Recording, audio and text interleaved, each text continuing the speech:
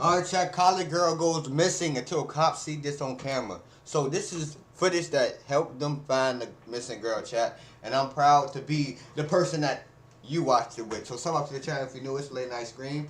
Hit that sub button, like button, run the road to 2K, and you can be a part of the fam by hitting that button.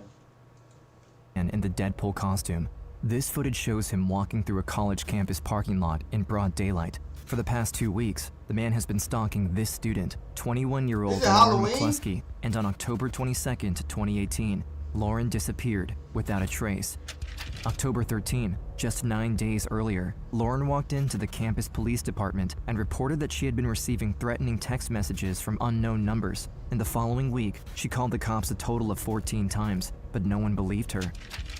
October 9th, 10 days before the man was seen in the parking lot, security cameras from the university capture Lauren meeting with her boyfriend, Sean Fields. According to her roommate, she was planning to break up with him that very same day. The problem... That same day, but you still gave him a kiss? Y'all supposed to break up that same day, and you gave him a kiss. Make him thinking it's all good. I don't know if he's a killer, but if he is the killer, bro, it's heartbreaking. The problem is, Sean Fields is not his real name. The circumstances surrounding Lauren's disappearance would remain a mystery if it wasn't for the clues she left behind. Bro, it's definitely that Diesel dude. someone would find out it's the truth about what happened to her and expose the man in a Deadpool costume. He was a predator, manipulator. Bro, it's that Diesel motherfucker, bro. It's that Diesel motherfucker. Yes, that's him. Bro, I don't gotta do no more research. That's him, bro. That's him. I can tell by the shoulders. Someone who you shouldn't believe a word of what they say. The year is 2013. Lauren lives with her two loving parents, Matthew and Jill, in the small town of Pullman, Washington. She has a happy childhood, doing well in school, and has many close friends. She was the kind of friend that you could rely on. It wouldn't matter the time or the day. If you needed someone to talk to, Lauren would be there for you. Growing up, Lauren showed a natural talent and passion for sports. She was incredibly fast and agile, impressing her parents from an early age. Lauren was just athletic from the very beginning. She could climb trees at 2 years old and she had no fear. She was pure determination. With her parents' encouragement, Lauren pursued her love for sports, quickly discovering a talent for track and field. At only 10 years old, she earned second place at the USA Junior Olympics, and by the end of high school, the University of Utah recognized her excellence and granted her a scholarship. It's now September 2015. Lauren and her parents arrive at the vibrant Salt Lake City campus, home to over 20,000 students. Her parents are anxious about leaving their only daughter at college, hundreds of miles from her small town. But Lauren's confidence and maturity help her quickly make new friendships, including her new best friend, Alex. We were roommates our freshman year, and we became instant friends. For the next 3 years, Lauren continued to excel in everything she did. She was dedicated and determined, focused on her studies, track events, and of course, spending time with her many close friends. Her eyes lit up when she talked. Super smart. You didn't just see her as an athlete. She was a comedian. She's also a dancer. She did extremely well. She was very excited about graduating. But on the night of September 1st, 2018, Lauren's life would change forever. It's the start of her final year of college, and Lauren, having recently turned 21, decides to go out on the weekend for a fun night with her best friend Alex. It's Saturday night. Downtown Salt Lake City is bustling with nightlife as students fill the streets and bars. Lauren and Alex arrive at the entrance of the London Bell, a popular bar in Salt Lake City, known for their live music and dancing, and conveniently, only 15 minutes away from their dorm. Before entering, they're stopped by the bouncer, a friendly and charismatic man standing over 6 feet tall. He greets the two young women with a smile and introduces himself as Sean Fields before letting them inside the establishment. I remember him being very huge, very big. That's what I'm saying. He's a big dude. He's very easy to identify. If he do something, you could definitely know it's him. Muscles. Throughout the night, he would come back and pass through and stop and talk to us a few times. It's now midnight, and after a full evening of fun, the girls decide it's time to head home to get a good night's sleep, as they both have studying to do the next day. Lauren walks toward the bar's exit, when suddenly, there's a hand on her shoulder. It's the man she's been sharing glances with all evening, the handsome bouncer, Sean. They chat for a bit more, and before saying their goodbyes, he... Hold on, Trap. It's fine now. I don't know if I'm leaving my window open or what, bro. fucking outside bug. Where'd it go? Is it gonna come up?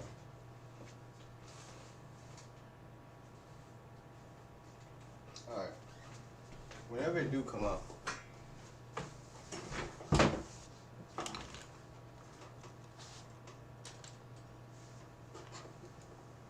He asks her out. She gave him her number and they made plans to go on a date later that day. It's now September She's a nice person, 2nd. give him a Lauren shot. gets ready for her first date Big with deal, Sean. dude. In her life, Lauren has never had a serious boyfriend, and so far, Sean is ticking all the boxes. He's considerate, friendly, attentive, and they both bond over their college life since he's a student as well, majoring in computer science. Although he's a bit older than her, at 28 years old, Lauren feels safe and happy with him. At the end of the date, the young college student goes back home with a smile on her face. Sean is everything she could hope for, He's a 28 gentle and she's and 21. dedicated student, but also an independent man with a part-time job of his own. It sounded sort of old-fashioned the way that he was paying attention to her. He took her out for dinner and bought her flowers and asked her to be his girlfriend. She clearly seemed very happy about her relationship. It started off really good, like a fairy tale. But soon, Lauren's close friends notice unusual behavior in the new romantic relationship, which suggests it isn't as rosy and loving as it first seemed. She said he told me to wear a t-shirt and jeans, so that's why I'm wearing this. Her friends become concerned, Oh, noticing nah. the independent Lauren they know and Nah, love now he wild. Only t-shirt and jeans is crazy. You can only walk out the house with t-shirt and jeans. All right, you can resist that. Like what? Who you think I am? I like that. I like that you resisted that. Because that's just too seems to be disgusting. questioning her every You got one of those decision. skirts? The affection and devotion Sean gives her now Those looks shorts? much more like obsessive and controlling behavior. He constantly harasses Lauren over texts and calls, and she would always answer, seemingly fearful of what would happen if she didn't. Why do you have to answer your phone when that person calls? And she's like, you know, they really want me to answer my phone right away because they just want to make sure where I'm at, what I'm doing, and if I'm okay. After just a few weeks into the relationship, Sean now spends all of his time with Lauren, basically living with her on campus. He makes friends with other students in her dorm, and with these connections, he can freely move through her building without a key card. Oh, he is smart. He like, oh, I'm a friend. I'm not gonna friend your friends. I'm a friend of people in your building, so I can get in there without a key card every day, and just do some weird shit. Lauren becomes more and more withdrawn, always exhausted, and her friends notice she isn't acting like herself anymore. We noticed she was tired. She seemed stressed. You could tell What at up, least Kara? physically in her face that she was going through emotionally a lot with the relationship. This guy is literally not good for her. Not at all. October 1st, 1 month after Lauren met Sean, things take a disturbing turn. Sean tells Lauren he wants to give her something. He says it is for her protection. The gift? A loaded military-grade pistol. Okay. He try to keep her protected on campus. But hold on, why did I just say that out loud? He's bringing a gun on campus. That's a charge. I just realized that. You trying to get her expelled. We just tell her, like, no, you don't need it. Your safety is fine. If anything, he's compromising your safety. When Lauren's friends Yeah, hear that she's her gonna get put boyfriend out of wants to give college. her a gun, they quickly tell their resident assistant, Diamond, a fellow student who works for the university's housing department, exactly what's happening with the new relationship and share their fears surrounding Lauren. She's not hanging out with us as much. He's talking about getting her a gun, and then that's when it had passed the point of, oh, this is harmless gossip. I called my first supervisor and asked her, what some steps did you want me to take? Do you want me to call the police? Surprisingly, Diamond is not told to contact the authorities, but rather send an email to the university security and explain to them the details of the escalating situation. And so, on October 2nd, 1 day after the Hey, is this a building? Because y'all know, is this a building? Or is this like a letter that's just in the grass? unsettling gift, campus security receives the first alarming email about Sean Fields. The the concerns are mostly centered around Lauren and that she may be in a It most potentially definitely, harmful relationship, but also that her non-resident boyfriend has been on campus frequently, that he might be acquiring a weapon for her, and there are suspicions that he's even tracking his girlfriend's movements. However, days go by, and yet, Diamond's email inbox remains empty. The email is seemingly ignored. Then, only a few days later, on October 9th, Lauren makes a frightening discovery of her own. She finds Sean's ID card, but somehow, only the photo matches. The name and birthday are both wrong. The identity under the photo is of a 37-year-old man named Melvin Rowland. Lauren immediately begins to investigate, going online to search for his name. She needs to know who her boyfriend really is. This is like a She and a movie. friend- Bro, this is like a movie. This is like a movie. Like, first she found an ID card. She's like, what? This is not his ID? Let me search this stuff up. I searched it up. What did he find? What did she find? And found a picture that looked like him that was a sex offender. And I was like, are you 100% sure it could be this person? Based on what I was reading sex online. offender. That's why he did it. Really That's hard his excuse right there. offense. Lauren discovers that the name Sean Fields doesn't exist at all, but Melvin Rowland is a real person with an alarming police record. Second and third degree felonies, including enticing a minor over the internet, attempted forcible sexual abuse, and repeated parole violations, landing him back in prison multiple times. Through her quick internet search, Lauren even learns that her boyfriend is currently on parole. We were coming up with like a plan for how You she can't should start break up with him. You can't start a relationship off with a lie. Definitely a lie like this. You gonna tell her you a whole different person and lie. You gonna start the relationship off like that. Like, I'm gonna just jump out the gate like, I'm a whole new person. I get that you got charges and it's hard to find a girl like that, but you gotta be real. It's a fish out there for you, bro. But you out here capping and she found out. Well, how do you think she gonna react? It's late in the evening on October 9th. Lauren anticipates Melvin as he's arriving at her dorm any minute. She now knows about his criminal history and wants to end the relationship as soon as possible. Late at night, he enters her dorm room and Lauren summons all her courage to confront him, telling him all the information she has learned. Melvin's whole personality shifts, becoming extremely resistant and aggressive. He denies all his past accusations, but Lauren knows he's lying and remains persistent that their relationship is over. After hours of Lauren pleading with Melvin, he finally leaves. October 10th, the next day, Lauren, now broken up with her boyfriend, believes he's out of her life for good, but that would be far from the truth. She started getting a lot of texts. Many unknown numbers begin messaging Lauren's phone, identifying themselves as Melvin's friends. Each text becomes more alarming than the last, and Lauren, unsure what to do, responds to them, telling them to stop messaging her, blocking the numbers. But more and more new callers keep harassing her, and Lauren responds again, threatening to contact the police if they continue. But unfortunately, the messages only get worse. Although the numbers are unknown, she notices many spelling mistakes and grammatical errors, which are oddly similar to that of Melvin's past messages. One particularly concerning text said that Melvin has just died in a fatal car accident and insists Lauren must attend his funeral. On October 12th at 4:23 p.m., 3 days after the breakup, Lauren calls the campus police department, scared that she may be in danger. I've been getting these texts from these numbers of different people. They were saying that he was in the hospital, that he passed away. I got a text about, asking if I wanted to go to his funeral, and I think they're trying to lure me somewhere. All right. I will send this through an officer to give you a call. Is that okay? Yeah, sounds good.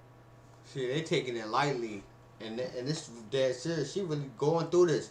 And they worrying about something else. They probably worrying about somebody who just got pulled over for freaking going to 65 in a 35 lane, and she's dealing with murder.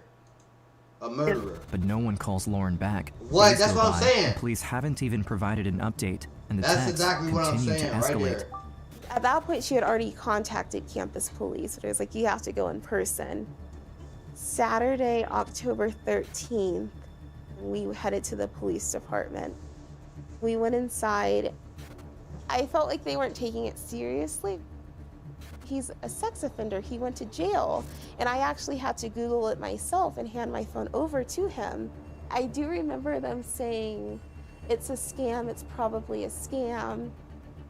She showed them one of the numbers that was sending her messages was the same number Roland had had when they were in a relationship together. They tell her that the detective was currently not in the office and that Lauren will hear an update by Tuesday. By Tuesday. The case was assigned to the on-call detective Kayla Dallov, who, at the time, was actually away on vacation.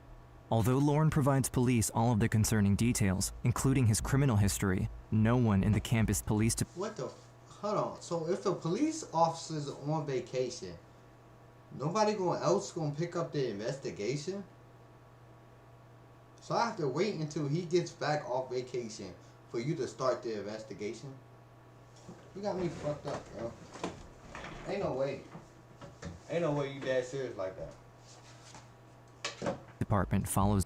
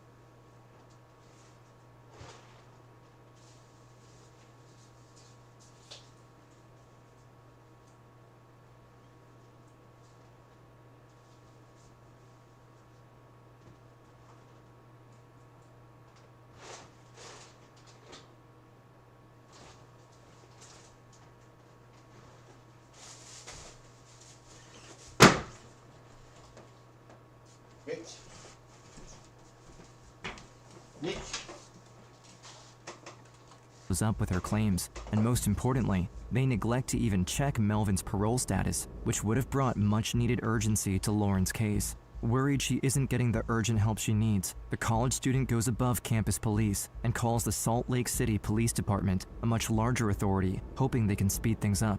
University Police will probably take the case then. Just one sec. I've talked to them already, but Okay. I just wanted to call you as well. Usually we just take it where you live, and then that agency does a case. Yeah, I was just concerned because I wasn't sure how long they were going to take. Okay, let me get you up to them so they can see what's going on with it. Just one moment. Cause they talking about she on vacation and shit, so she needs somebody to handle this shit now. Cause Do the you shawty know girl on when vacation. an arrest would be made? You can talk to an officer if you want. I can arrange that if you want that. That's the problem. I just want to talk. Yeah, that sounds good. The Salt Lake City Police choose to redirect her call back to the campus police once again, who, in over a week since the first notice, have still not made any progress on her case. But Lauren refuses to back down. Over the next few days, she would continue to advocate for her own safety, reaching out to police on over 20 different occasions since she first began exposing Roland's disturbing past. She was still being harassed and she was still getting messages. I know she was nervous.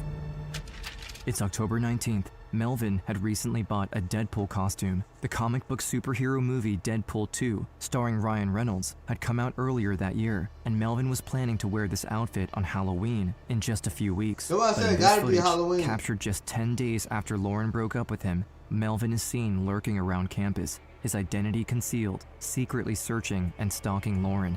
At 4:02 p.m., Lauren has no idea that her ex-boyfriend is stalking her right around the corner. Notice how he holds a small black bag. Police would later discover hidden inside the bag was a deadly weapon, a fully loaded .40 caliber Beretta. 3 days later, on October 22nd, Melvin is captured again by multiple security cameras. With the same bag though, he is really trying to get her. But the simple fact is, bro, she don't want you, bro.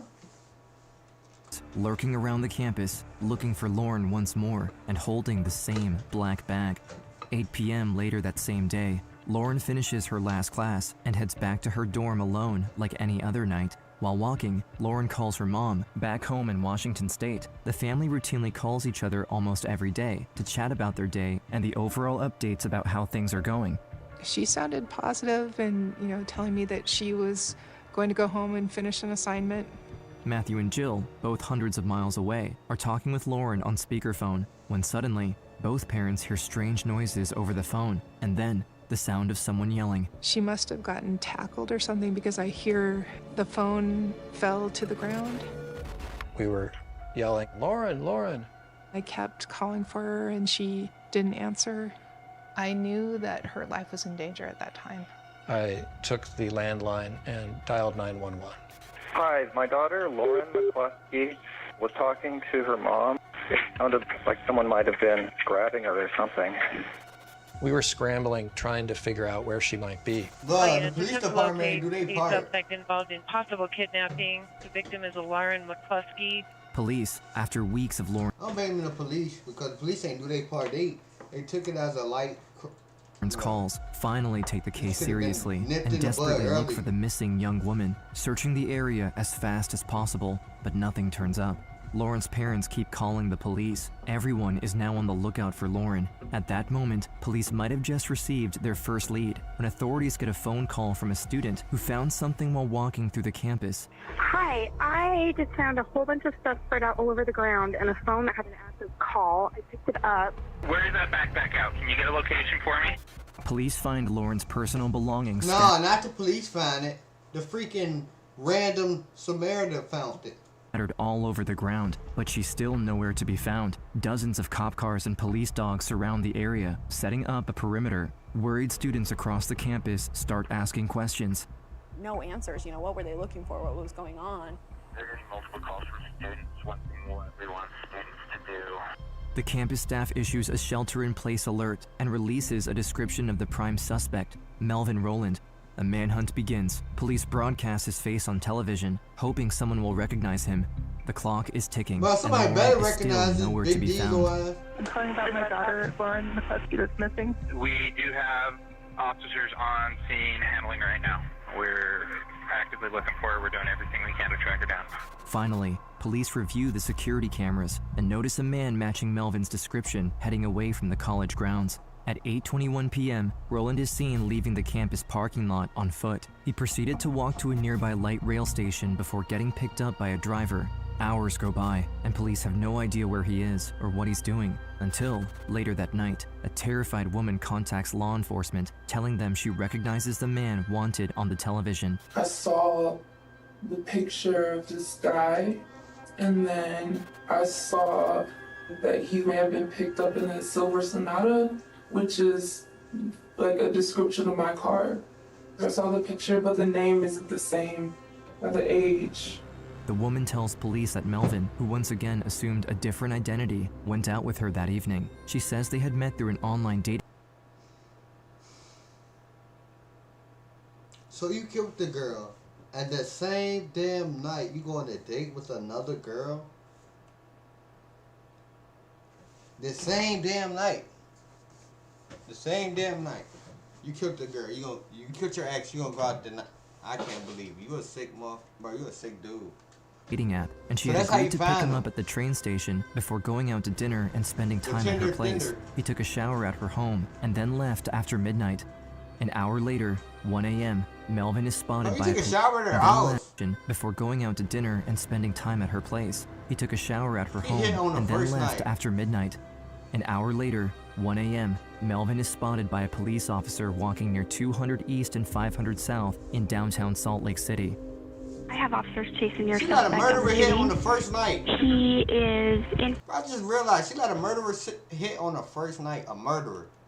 That's why you cannot let niggas. I mean, my bad, chat. You don't know who you like. Come on, man. Y'all girls, y'all got tightened up. You might sleep with a murderer. You never know. Trying to do a little quick right now? shit. Melvin runs down the sidewalk, evading police. The officers close in on him, but he slips away, breaking into a nearby church and barricading himself inside. The neighborhood is locked down, and no one knows what to expect next. And then, without warning, gunshots echo loudly. Police must act now. They force their way in through the large wooden doors, guns raised. Once inside, they find Melvin Rowland's lifeless body. We have the suspect inside the church. It looks like he has a gunshot wound self-inflicted. While police were on the hunt for Melvin, they were simultaneously looking for Lauren. They found her belongings and searched her dorm, but they couldn't find her. Later that evening, police eventually find the vehicle Rowland was driving, a small silver 4-door car. The authorities approach it, examine it closely, only to find a body inside. Acting quickly, the officer calls for urgent medical attention.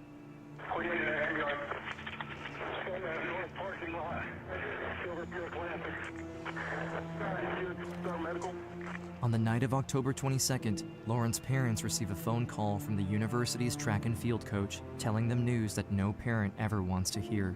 And I said, is she okay? And he said, I'm sorry, she's not, she's gone. I just started crying.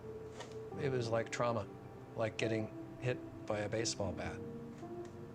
And she was trying, bro. That's getting a so text crazy. from Mrs. McCluskey. She was doing the best she could, like calling the police. She called the police 20 times, and they still ain't do nothing. Went to the police station, and they still ain't do nothing. Tried to talk to the police, and they still ain't do nothing. Called the other police department, and they still ain't do nothing. Like, bruh. At this point, I'm going back home. They not even doing nothing for me down here. She said that we lost her. She said that Lauren had been shot. I just remember going outside and just looking up in the stars and just hoping, I just hope you didn't suffer, Lauren, and that you weren't in pain. Lauren's parents and her friends are in disbelief. The whole school community is in a state of shock. Days after her passing, the school holds a vigil to grieve the loss of Lauren. She was an amazing, genuine, and caring person. And she would be really missed. Matt and Jill McCluskey are in disbelief at how the campus police department could have overlooked their daughter's repeated pleas for help, pleas that seemed to go unheard. Facing widespread criticism, the university holds a controversial press conference where the president states that there was nothing the campus security could have done to prevent Lauren's tragedy. This report does not offer us a reason to believe that this tragedy could have been prevented. It couldn't have been prevented. It could have been. Oh, she said it could have been prevented. Yeah, more security guard. That she would say that. I just felt sick to Oh, she said couldn't. Yeah, why? I mean, more security guards could have helped. Stop acting like it couldn't. Yeah, if you say more security guards couldn't help you, you dead wrong. And you lying. to my stomach. These parents lost their kid. She is gone, and you have the audacity to try to cover your ass. The sheer number of times that she was trying to get help from the police, when in fact it should have just been one phone call. Outraged by the university's response and driven to ensure nothing like this ever happens again, the parents file a lawsuit against the university, believing it failed to protect their daughter and hoping to reform the university and create positive change in her name. I do not want to be in this world without Lauren, but being stuck here, I have no choice but to try to make this world better. Matthew and Jill McCluskey create the Lauren McCluskey Foundation with a